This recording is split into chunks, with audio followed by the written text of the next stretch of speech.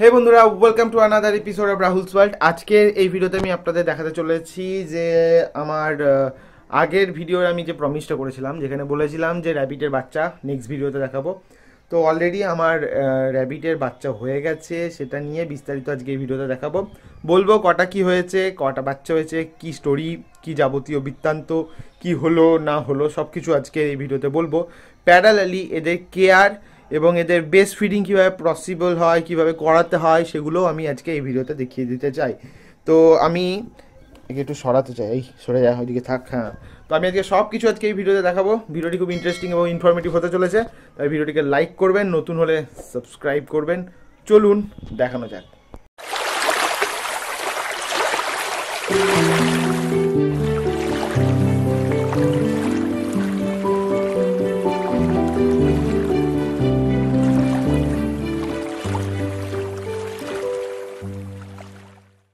বন্ধুরা, এই হচ্ছে আমার সেই ব্রাউন ফিমেল র্যাবিট। আপাতত ওকে নিয়ে এসেছি আমি উপরে, কারণ আপনাদের আজকে এই ভিডিওতে এদের বাচ্চাগুলোকে দেখাবো। এ বাচ্চা দিয়ে দিয়েছে, কটা দিয়েছে, সব দেখাবো আজকে এই ভিডিওতে। তো স্টোরিটা একটু বলি। প্রথম আমি যেদিন আসি সোমবার, তো সোমবার করে আমি শনিবার করে আমি বাড়ি আসি। বাড়ি এসে এর যে ঘর, আমি সেগুলো ফুটেজ ক্যাপচার করতে পারিনি, সেজন্য আমি দুঃখিত। কারণ ওই মুভমেন্টে আমি যেটা মনে হয়েছে বাচ্চাগুলোকে ওখান থেকে বের করা, সেগুলোই মনে হয়েছে, সেগুলোই করেছি। কোনো বাচ্চার আমি ভিডিও নিতে পারিনি। ওকে, তো কী হয়েছে সেটা আমি বলে দিচ্ছি। তো কী করলাম, আমি এসেই দেখছি মেল ফিমেল ঘুরে বেড়াচ্ছে। এর পেটটা দেখছি খুব খালি খালি হয়েছে, পেটটা পুরো খালি হয়েছে। তো কী করবো, বললাম কি হয়তো খেতে পাইনি নাকি, মাকে জিজ্ঞেস করলাম। মা বললো না, খাবার দাও তো সব ঠিক আছে, কেন এরকম। তো তারপর ভিতরে দেখছি একটা কোণের মধ্যে এরা ওই পেটের লোমগুলোকে ছিঁড়ে ছিঁড়ে একটা বাসা বানিয়েছে। তো ওই বাসার মধ্যে এরা বাচ্চাগুলোকে দিয়েছে। তো বাচ্চাগুলোকে পুরো কভার্ড করা আছে, পুরো বোঝা যাচ্ছে না। আমি যেটা যেহেতু আমি আগেও এটা করেছি, কিছুটা এক্সপিরিয়েন্স আছে বলে আমি চিনতে পেরে গেছি এটা ওর অ্যাকচুয়ালি বাচ্চা এখানে দিয়েছে। নিচে দেখেছেন আপনারা ওই খড়ের যে পোর্শনটা ছিল, ওই খড়ের পোর্শনের মধ্যে ওরা বাচ্চাটা দিয়েছিল। এবার আর একটা জিনিস হয়েছিল ওই টাইমে, যে ছোট্ট মেলটা ছিল ওটাকে এর যে পেয়ারটা আছে সে একদম পুরো মেরে একদম রক্ত বের করে দিয়েছিল। সেই জন্য ওকে আলাদা করে আইসোলেট করে রাখতে হয়েছিল। ঠিক আছে, সব হলো, কিন্তু এবার যেটা দেখা গেল সেটা হচ্ছে যে বাচ্চাগুলোকে বের করব। তো ওখানে আমি হাত দিয়ে খুব সন্তর্পণে বাচ্চাগুলোকে ওই জায়গা থেকে আস্তে আস্তে বের করলাম। ঠিক আছে, বের করার পর দেখছি কটা বাচ্চা হয়েছে। তো আমি বের করলাম, তারপরে এবার আপনাদের দেখাই এখানে বাচ্চাগুলোকে। তো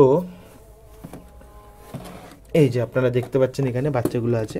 আমি ওকে বেস্ট ফিডিং করাবো, সেজন্য আমি নিয়ে এলাম। আমি এটা সব দেখাবো আজকে এই ভিডিওতে, কীভাবে বেস্ট ফিডিং করাতে হয়, কটা বাচ্চা হয়েছে, কটা কী কী কালারের বাচ্চা হয়েছে। দেখুন এখানে দেখুন একটা, এছাড়াও আছে আরও এখানে, এই যে তলার মধ্যে আরও আছে। কোথায় বেরিয়ে আয়, আস্তে আস্তে বেরিয়ে আয় সবাই।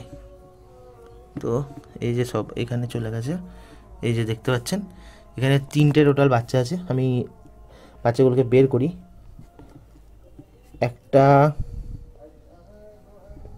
এখানে আছে, ওরে বাবারি, আয় আয় আয়, খিদে পেয়েছে বাবাদের, দাঁড়া তোদেরকে সবাইকে খেতে দেবো। টোটাল 5টা বাচ্চা হয়েছে। ওকে, তো এখানে দেখুন 3টেকে বার করলাম, আরও 3টে আমি আস্তে আস্তে এগুলোকে বের করি। ওকে, তারপরে আপনাদের এক এক করে পুরোটা দেখাবো। তো এখানে আর একটা ফাইনাল, এই তুই এখন ওইদিকে মুখ সরা, তুই এখন চুপচাপ দাঁড়িয়ে থাক, একদম আসবি না। ওকে, আয় আয় আস্তে আস্তে আয় আয় আয় আয়। ওকে ওকে ওকে, ঠিক আছে ঠিক আছে। তো এই হচ্ছে 5টা বাচ্চা, দেখতেই পাচ্ছেন। 2টো ব্ল্যাক অ্যান্ড হোয়াইটে হয়েছে আর 3টে পিওর হোয়াইট। তো এগুলো হচ্ছে বাচ্চা। এদেরকে আমি সকালে দুধ খাইয়েছিলাম, এখন একটু হালকা রোদের মধ্যে রেখেছিলাম যাতে ঠান্ডাটা, শীতের সময় বুঝতেই পাচ্ছেন। আর এখন এদের গায়ে লোমগুলো প্রপার বেরোয়নি, তো এদের একটা মানে ঠান্ডা লেগেই থাকে। তো 5টা বাচ্চা হয়েছে, তার মধ্যে 2টো কালো আর 3টে হচ্ছে পুরো সাদা। ওকে, আর এই হচ্ছে ওদের মা। এটা একটা ব্রাউন কালারের, অ্যাকচুয়ালি ব্রাউন এই কালারটা কীরকম অড টাইপের কালার, ব্রাউন কালারে, এবং সত্যি কথা বলছি খরগোশকে দেখতে আমার খুব একটা ভালো লাগে না, কিন্তু যাই হোক, কিন্তু এই বাচ্চাগুলো খুব ছোট্ট কিউট টাইপের বাচ্চা হয়েছে, অনেকগুলো বাচ্চা হয়েছে। তো আমি এবার এদের কিভাবে কেয়ার করছি, কিভাবে না করছি, কি কি করেছি সেটা বলি। ওখান থেকে যখনই নিয়ে এলাম, মানে যখনই দেখলাম বাচ্চাগুলো হয়েছে, সঙ্গে সঙ্গে বাচ্চাগুলোকে আমি এভাবে আলাদা করলাম।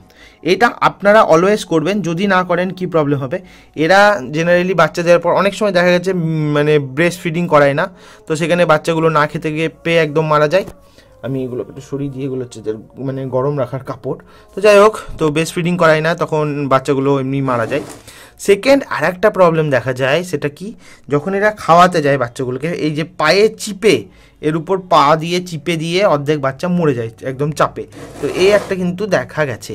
সেজন্য যখনই বাচ্চা হয় হিসাব মতো সেখানে কি করা উচিত, আলাদা করে সরিয়ে নেওয়া উচিত। ওকে, তাতে কি হবে, তাতে এদের যে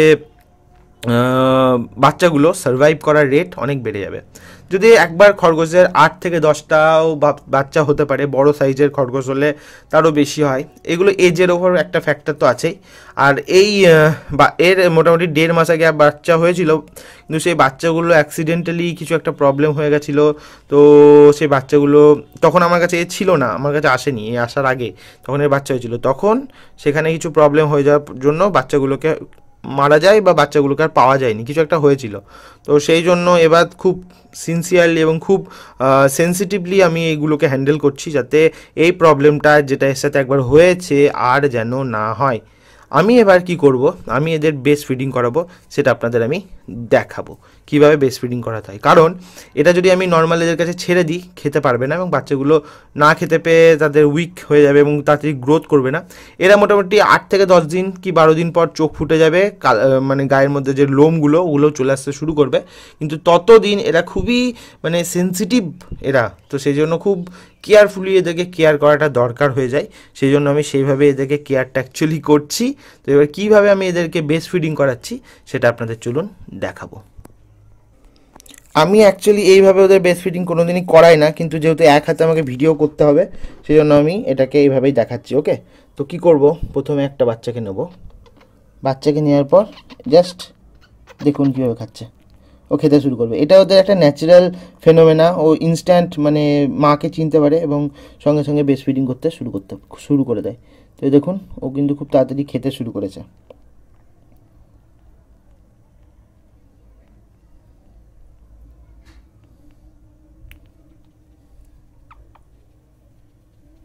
এটা খা, হ্যাঁ,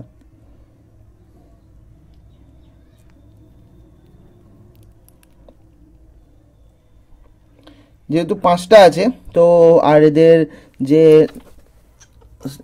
চলুন এবার আমি ওদেরকে এভাবে ধরে খাওয়ানো যাবে না, কারণ এইভাবে খাওয়ানোটা অ্যাকচুয়ালি আমি যেভাবে খাওয়াই ওকে ধরে ওইভাবেই খাওয়াতে হবে। তো আমি একটাকে তো দেখালাম, বাকি দুজনকেও দেখাই খাওয়ানোটা, তারপর আমি নর্মাল এদেরকে যেভাবে খাওয়াই, কারণ ওর মাকে প্রপারলি গ্রিপ না করলে বাচ্চাদের দুধ খাওয়াতে অসুবিধা হবে। এবং আরেকটাও প্রবলেম হচ্ছে কি, এই যে যেহেতু বাচ্চাগুলো একসাথে মিশে যায়, তো একটা বাচ্চাই দুবার দুধ খেয়ে নিতে পারে, তো একটা বাচ্চা কী হবে, দুবার খেয়ে ফেলবে, আর একটা হবে কি পাবে না, তো সেই জন্য সেগুলোকেও আমাকে প্রপারলি মার্ক করে বাচ্চাদেরকে দুধ খাওয়াতে হয়, সেটাও কিন্তু একটা ইম্পর্টেন্ট ব্যাপার। তো ওই জিনিসটা আমি এবার করতে চলেছি, তো সেটার একটা ছোট্ট ঝলক আপনাদের দেখাবো, দিয়ে আজকের মতো এই ভিডিওটা শেষ করব। এখানে আপনারা দেখতে পাচ্ছেন ব্রেস্ট ফিডিংয়ের ভিডিও, এক এক করে আমি সবগুলোর এদেরকে ব্রেস্ট ফিডিং করাবো।